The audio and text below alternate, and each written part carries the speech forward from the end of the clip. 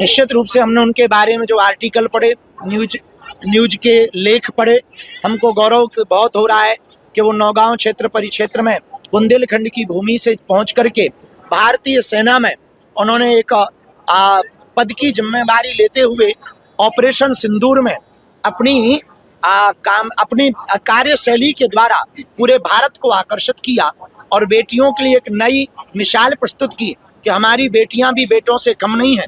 महारानी लक्ष्मीबाई का जीता जागता उदाहरण उस बेटी को कहा जाए तो अतिशयोक्ति नहीं होगी। उनका क्या है, जीत गए हैं? ऐसे कैसे जीत गए जब लड़ाई नहीं भई, कहाँ से जीत गए? बिना लड़ाई के जीतने का काम ये पाकिस्तान में ही हो सकता है। कुछ दिनों तक अभी 2 दिन पहले मिनी दिवाली मना रही थी, तब नहीं जश्न मना रहे थे। जब दीपावली के पहले ही हैप्पी दिवाली चल रही थी, उधर उधर से घड़ाम भड़ाम कर रहे थे। तो हमें इससे देखो, खिसियानी बिल्ली खंबा नोचे, वही वर्तमान में पाकिस्तान का हाल है। देश हित के लिए हम सबको जागृत होना पड़ेगा। राष्ट्र रहेगा तो धर्म रहेगा, राष्ट्र नहीं रहेगा तो धर्म नहीं रहेगा। इसलिए प्रत्येक बालक को सेना के प्रति सम्मान रखना पड़ेगा, प्रत्येक भारतीय को।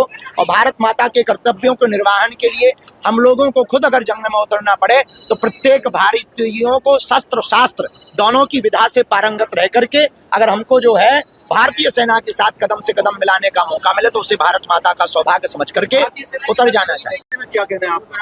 देखो, पाकिस्तान बिगड़ेल औलाद है, ये सुधर नहीं सका था। कुत्ता की पूंछ में पुंगरिया कितनी भी देर तक डालो, हमेशा टेढ़ी की टेढ़ी निकलत। यही हाल पाकिस्तान का है। हमें भरोसा है पाकिस्तान के ऊपर कि ये कितने भी समझौता कर ले, चाहे कोई भी समझौता हो, ये हर समझौता के बाद सीज फायर का उल्लंघन करेगा। देखो, यहाँ तो जब तक घर में घुसकर भारत के सेना के पास, यशस्वी प्रधानमंत्री जी के पास इससे बेहतर उपाय और समय नहीं है। भारत की भूमि POK लेने का सबसे बढ़िया यही समय है, सही समय है।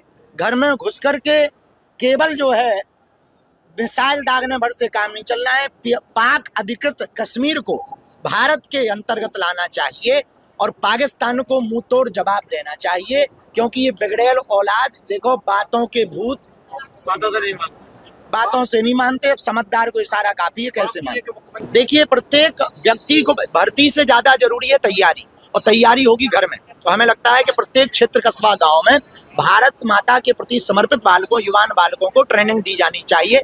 ऐसे छोटे छोटे ट्रेनिंग सेंटर खोले जाने चाहिए कि जरूरत पड़ने पर गांव के छोटे छोटे बालक, हमारे नौजवान युवान बालक बॉर्डर पर जाकर के लग करके भारत की